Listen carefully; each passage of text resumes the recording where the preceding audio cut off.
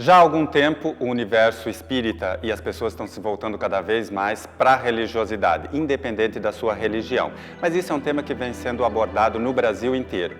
E hoje nós temos Sueli Caldas Schubert, que é uma palestrante, uma autora de diversos livros, que está no programa e a gente vai conversar com ela. Só para vocês terem uma ideia, Sueli nasceu em Carangola, Minas Gerais, e reside em Juiz de Fora, no mesmo estado. Seus pais e avós já eram espíritas. A mediunidade surgiu muito cedo em sua vida e ela vem se dedicando há mais de 50 anos a esse universo. Desde jovem, ela dedica-se às atividades espíritas, especialmente no âmbito da mediunidade e da divulgação do espiritismo. Autora de 14 livros e também expositora, tendo realizado dezenas de palestras e participados de seminários no Brasil e no exterior.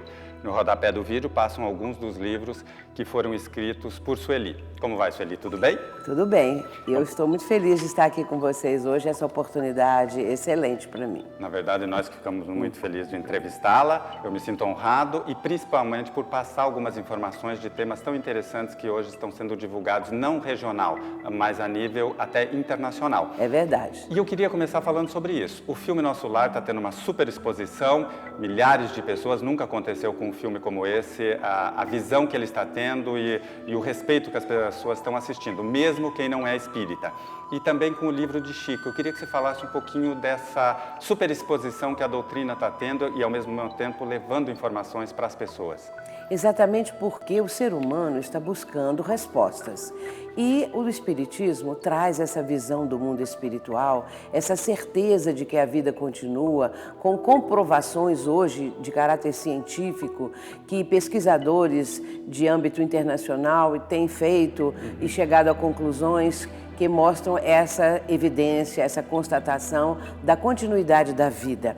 Mas é o caso de se perguntar, a vida continua, mas de que maneira? Vem então André Luiz, através de Chico Xavier, que é um médium respeitadíssimo no mundo inteiro e que deixou 450 e tantas obras psicografadas. Isso já mostra uma condição mediúnica extraordinária, porque uma pessoa escrever 100 livros já é muito, 450 é algo fantástico.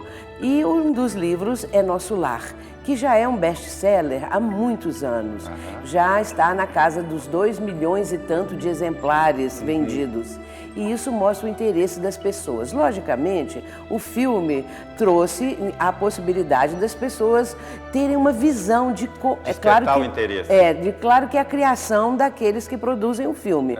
Mas eles fizeram de uma forma que foi muito próxima daquilo que André Luiz está relatando.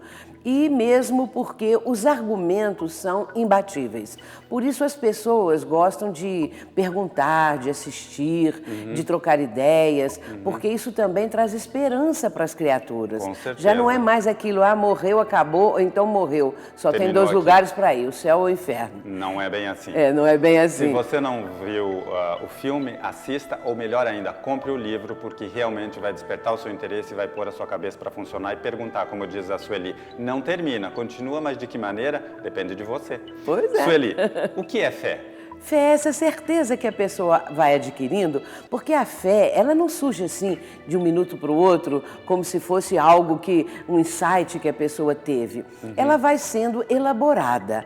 A fé, anteriormente, nos tempos idos, era uma fé cega, digamos assim, porque as pessoas acreditavam naquilo que o líder religioso falava e ensinava. Não era uma fé raciocinada. Não raciocinava. A fé espírita é uma fé raciocinada, por isso as pessoas precisam estudar para conhecer e para pensar. E para saber por que é assim. O porquê, a lógica, o raciocínio, tudo entra nesse momento em que a pessoa está tomando conhecimento dessas verdades.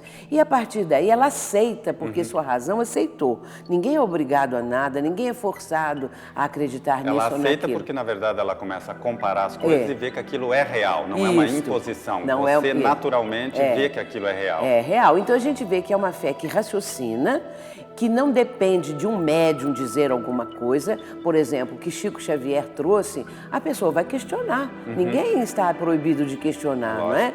E outros médiuns e outras contribuições. E por isso é que é fé raciocinada. Muito bem. E por que as pessoas estão mais voltadas para a religião? Eu percebo isso. As pessoas antes só queriam coisas materiais. Hoje elas continuam querendo coisas materiais, mas elas também estão voltadas para a religiosidade. Por que você acha que esse momento está assim? Primeiro porque a humanidade está vivendo uma crise mundial. Uma crise de valores, uma crise espiritual. As pessoas, todos nós somos espíritos imortais, né? Ou almas, como às vezes as pessoas dizem. E nós não atendemos à nossa essência espiritual. Ficamos muitas vezes só na superficialidade da vida. E se não atentarmos para esse outro ponto, que é aquele que subsiste após a morte, nós vamos ficando, como vamos dizer assim, árvores secas, que não produzimos frutos de cunho espiritual, para que na outra vida nós tenhamos uma melhor condição. Então, por isso as pessoas estão buscando respostas. Elas também acreditam que acreditam. É mais do que isso aqui. É, exatamente. Há alguma coisa a mais. Para que eu estou nesse mundo? O que eu vim fazer aqui? O que Deus espera de mim? Se isso são pessoas que acreditam em Deus, que creem que há uma imortalidade. E o cristianismo e o espiritismo ensinam a mesma coisa? Sim. O Espiritismo veio mostrar o espírito da letra, porque as pessoas às vezes leem os ensinamentos de Jesus, mas ficam na superfície, não penetram no espírito que está ali, da letra, como se diz. Qual o significado, qual o simbolismo? Só para te dar uma ideia e aos queridos telespectadores, Jesus disse um dia, se tiverdes fé do tamanho de um grão de mostarda, direis a esse monte que passa daqui para lá, ele vai passar. Claro que as pessoas sabem que não é um monte, uma montanha, porque senão nós íamos trazer o pão de açúcar para nós, a Baía de Guanabara, essas coisas todas. Estátua da Liberdade. Em Minas Gerais, então, que não tem mar, a gente ia tentar, né? Uma praia. Então quer dizer, há um simbolismo, e é isso que o Espiritismo vem mostrar. A montanha que Jesus está dizendo, está comparando, é a montanha das nossas imperfeições, das dificuldades da vida, que nós temos que vencer como quem está subindo uma montanha e chega no ápice com a vitória. Sócrates e Platão, eu li isso, já eram precursores da ideia cristã e do espiritismo? Evidentemente, é isso mesmo? Sócrates, tudo são vivências anteriores ao Cristo. Claro. De Sócrates especialmente, que trouxe esta ideia da imortalidade, da continuidade da vida. Ele tinha um espírito benfeitor com o qual ele conversava e ele fala a respeito disso nas suas obras que ficaram, né, para a posteridade. Então, em O Evangelho segundo o Espiritismo, na introdução, Allan Kardec colocou toda essa teoria, essa ideia de Sócrates e Platão, mostrando quanto há de semelhança com os ensinamentos espíritas lá atrás. E do Cristo. Às vezes as pessoas acham que é uma ideia nova, não, na verdade, de jeito não nenhum. Muito bem. E todos os homens, a começar desde a infância, já fazem mais mal do que bem. Essas palavras não são minhas, são de Sócrates. Por que o homem é assim? Por que ele tem mais esse desvio para a maldade? Ou não é isso? Não é uma maneira porque somos espíritos imortais. Para responder isso, nós temos que entender a reencarnação. E o espírito, ele é criado, todos nós fomos criados de igual maneira, não há privilégios. Porque se Deus privilegiasse alguns e perseguisse outros, ele não seria perfeito. E ele então criou todos os seus filhos iguais. Mas nós começamos do zero. E aí nós temos que caminhar porque é a lei da evolução. E quando nós começamos a nossa caminhada, o mal é mais fácil. O bem é mais difícil. E aquele espírito... O bem sempre tem sacrifício. Então é um caminho mais fácil, é por isso, na verdade, não é? A pessoa não nasce assim, por exemplo, totalmente boa. Ela traz ela traz recursos dentro dela, que é aquilo que Jesus disse. O reino de Deus está dentro de vós. Nós trazemos o Cristo dentro de nós. Só que isso está adormecido. Isso é que se chama o autodescobrimento. A autoiluminação que Buda fala e ensina como se deve fazer. Por isso é que muitas vezes as pessoas preferem o mal, que Jesus falava que é a porta larga da perdição.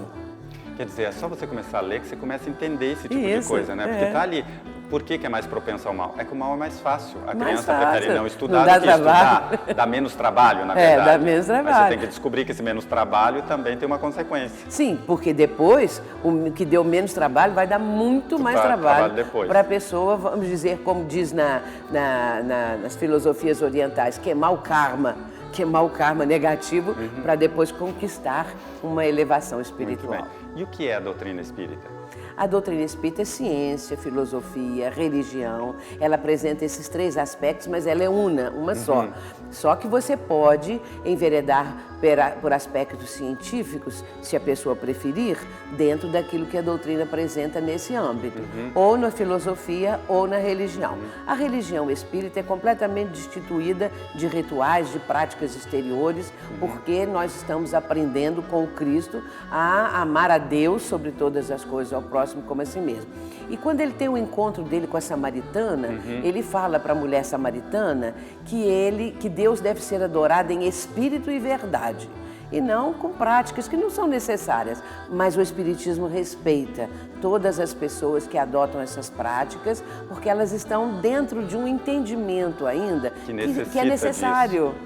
E só quando a pessoa consegue se libertar dessas coisas exteriores é que ela não precisa mais. E por que o Espiritismo prega que esse é um mundo de expiações e provas? Porque nosso planeta ainda é um planeta dentro desse patamar evolutivo. Agora, é a humanidade que habita o planeta que está dentro desse patamar, desse degrau evolutivo. Nós somos atrasados. Você imagina, eu vou dar um exemplo, quer ver? E as pessoas às vezes dizem assim, porque um planeta tem terremotos, tem tsunamis, tem essas coisas todas, né, que nós sabemos. Não poderia ser um planeta perfeito, um paraíso? Poderia. Vamos supor que fosse um paraíso, nem terremoto, nem vulcão, nem maremoto, nem tsunami, nem nada. Agora, põe dentro deste planeta a humanidade atual.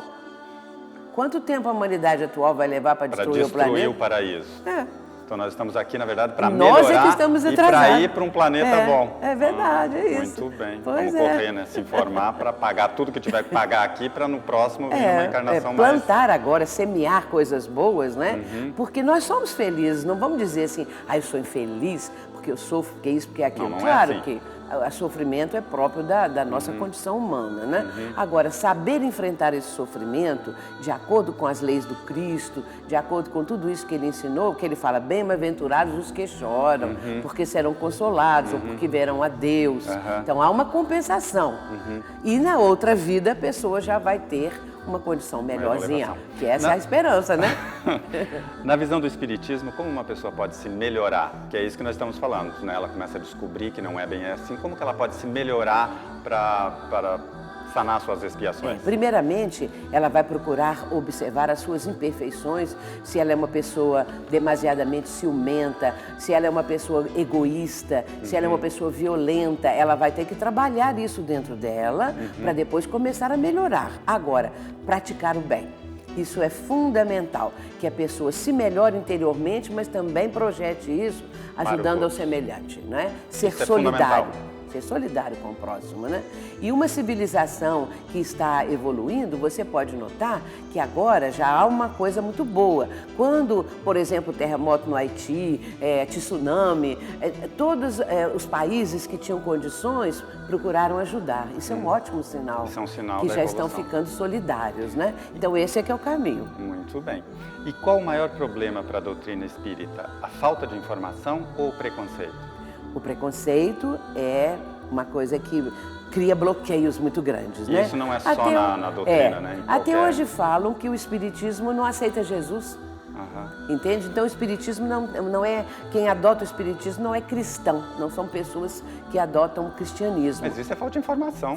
Aí é a falta de informação. Né? Nem Então é a gente vê que as coisas vão caminhando exatamente por conta disso. Talvez seja a falta de informação, né? Mas é lógico que a falta de informação com uma pessoa, um mínimo de esclarecimento que ela lê uma obra espírita, ela vai se tocar, que prega o bem, é a mesma coisa que está na Bíblia. A diferença é que é tudo comprovado. Tudo comprovado. E você acaba se tocando de que as coisas são daquele jeito, e aí você começa a seguir. É mais ou menos por aí? É isso aí, você falou de certo. Muito bem.